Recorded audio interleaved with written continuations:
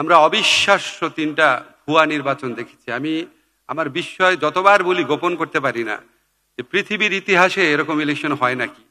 একটা হচ্ছে একটা ভোট পড়ার আগে ১৫৩ আসনে ইলেকশন, একটা হচ্ছে রাতের বেলা আগের রাতে ইলেকশন, আর একটা হচ্ছে নিজেরা নিজের ইলেকশন, আমি ডামির ইলেকশন। নবম বিসিএস এর পর সহকারী কমিশনার হিসেবে যোগ দিয়েছিলাম। বাংলাদেশের ইতিহাসে এখন পর্যন্ত যে সবচেয়ে সুষ্ঠু নির্বাচনটা হয়েছে ১৯৯১ সন, সেখানে আমি মাঠ পর্যায়ে দায়িত্ব পালন করেছিলাম এবং এরপরে বহু নির্বাচনী তামাশাও প্রত্যক্ষ করেছিলাম। যাই হোক, আমি আপনাদেরকে খুব অল্প কথা বলবো। নাহিদ এত চমৎকার কথা বলেছে, আমার আসলে বেশি কিছু অ্যাড করার নাই। আজকে আপনাদের একটা প্রামাণ্য চিত্র দেখলাম যে যারা অ্যাডমিনিস্ট্রেটিভ সার্ভিসে আছেন আপনারা কি কি ভালো কাজ করেছেন, সেটার ছবিটা দেখে ভাল লাগছিল। সত্যি আপনারা বন্যার মধ্যে অনেক কাজ করেছেন, দ্রব্যমূল্য নিয়ন্ত্রণে রাখতে কাজ করেছেন, ভূমি উদ্ধারের ক্ষেত্রে কাজ করেছেন, অনেক কাজ করেছেন। তখন মাঝে মাঝে দেখতে দেখতে মনে হচ্ছিল যে এত ভালো ভালো কাজ করতে পারছেন, আমাদের যখন একজন ডক্টর মোহাম্মদ ইউনূস স্যারের মতো যখন একজন নোবেল লরিয়েট আমাদের মাথার উপর থাকেন, আপনারা এত ভালো ভালো কাজ করতে পারছেন, অথচ আপনাদের অনেককে দিয়েই কি ধরনের অপকর্ম গত ফ্যাসিস্ট আমলে করানো হয়েছে। আমরা অবিশ্বাস্য ৩টা ভুয়া নির্বাচন দেখেছি। আমি আমার বিস্ময় যতবার বলি গোপন করতে পারি না যে পৃথিবীর ইতিহাসে এরকম ইলেকশন হয় নাকি। একটা হচ্ছে একটা ভোট পড়ার আগে ১৫৩ আসনে ইলেকশন, একটা হচ্ছে রাতের বেলা আগের রাতে ইলেকশন, আর একটা হচ্ছে নিজেরা নিজের ইলেকশন, আমি ডামির ইলেকশন। এবং এই অপকর্মে একটা মেজর কম্পোনেন্ট হতে হয়েছিল আপনাদেরকে। আমার তো মনে হয় আপনাদের নিজেদের মধ্যে প্রচন্ড রাগ থাকার কথা সেই ফ্যাসিস্ট রেজিমের প্রতি, যে আপনাদেরকে দিয়ে কত অপকর্ম করিয়েছে। এখন আমি জানি এখানে আপনারা অনেকেই মনের আপত্তি নিয়েই এটাতে সামিল হতে হয়েছে, কিন্তু কারো কারো আবার অনেক অত্যুৎসাহ ছিল, অনেক বেশি আগ্রহ ছিল। আমাদের সেগুলি মনে আছে, কাউকে কোনো দোষারোপ করছি না। আজকে জুলাই গণ অভ্যুত্থানকালে আপনারা অল্প কিছু ফুটেজ দেখেছেন, এর চেয়ে অনেক নির্মম ঘটনা ঘটেছে, এর চেয়ে অনেক করুণ ঘটনা ঘটেছে, এর চেয়ে অনেক অনেক বড় বড় স্যাক্রিফাইসের ঘটনা ঘটেছে। আমরা যখন এখনো আহত ছাত্রদের কাছে যাই আর কি, স্থির থাকতে পারি না যে কত বড় নির্মম, কত বড় ভয়ানক, কত ভয়ঙ্কর একটা রেজিমকে এই ছাত্ররা জীবনের মায়া ত্যাগ করে, সত্যিকার অর্থে জীবনের মায়া ত্যাগ করে। আপনারা একটু আগে আসিফের ফুটেজ দেখলেন যে রেডি আছে, ওই ফুটেজে শেষ অংশে একটা কথা ছিল যে আমাদের যারা আন্দোলনের সামনে আছে আমাদের সবাইকে মেরে ফেলতে পারে, কিন্তু আপনারা আন্দোলন থেকে সরে আসবেন না।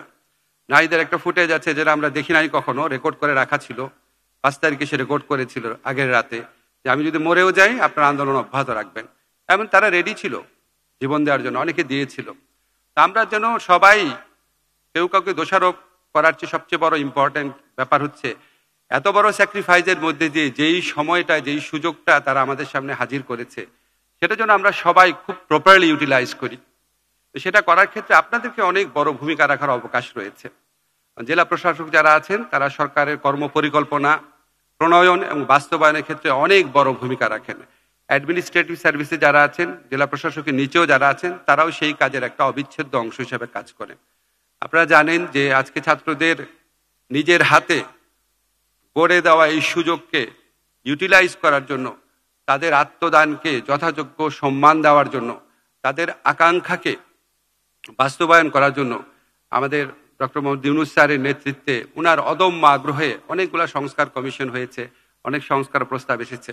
আমরা যখন স্যারের সাথে কাজ করি উনি সবসময় দেখি বলে কিছু করতে হবে, সংস্কার করতে হবে।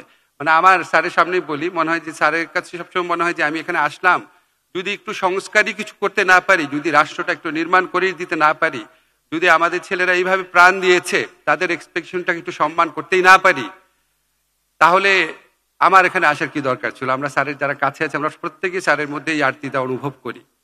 আমরা নিজেরাও যখন কথা বলি এসবের পাশাপাশি, এই যে আমার এখানে আদিল ভাই আছে, আমার ডিপার্টমেন্টের বড় ভাই, আমরা যখন নিজেরা কথা বলি আমরা হচ্ছে স্বপ্নের কথাই বলি। আমি হয়তো ওনাকে বললাম যে আমাদের অন্তত ১৯৯১ সনের স্ট্যান্ডার্ড ইলেকশন করতে হবে, উনি বলল না, ওইটার চেয়েও ভালো করতে হবে। এটাই আমরা খালি আশা করি যে আমাদের বুকের ভিতর যে আরতিটা, আমাদের এই ছাত্রদের অসীম আত্মত্যাগ, আমাদের বাংলাদেশের মানুষের অসীম আত্মত্যাগের প্রতি শ্রদ্ধা জানিয়ে আমাদের ভেতরে যে দহনটা, যে আমাদের অনেক ভালো কিছু করতে হবে, সেটা যেন আপনাদের প্রত্যেকের মধ্যে থাকে। অবশ্যই হয়তো আছে, তবু আবার বললাম যেন প্রত্যেকের মধ্যে থাকে। আর একটা কথা বলে শেষ করি, আমাদের এখানে ডিসির অনুবাদ করা হয়েছে জেলা প্রশাসক, আপনারা জানেন এটা নিয়ে অনেক আপত্তি থাকে।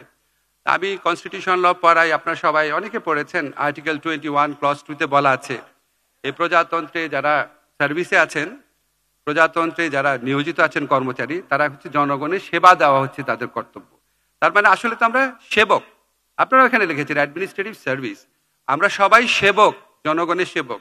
তো আমরা অনেকেই জনগণের মালিকের মতো আচরণ করি, এবং এই অভিযোগ সরকারি কর্মকর্তাদের কারো কারো ক্ষেত্রেও রয়েছে। আপনাদের কাছে আমার একটা বিনীত অনুরোধ, আপনাদের সার্ভিসের একজন প্রাক্তন সদস্য হিসাবে, যে আমরা যেটা মনে রাখি, বাংলাদেশের সংবিধান সর্বোচ্চ আইন অনুযায়ী আমরা হচ্ছি জনগণের সেবক।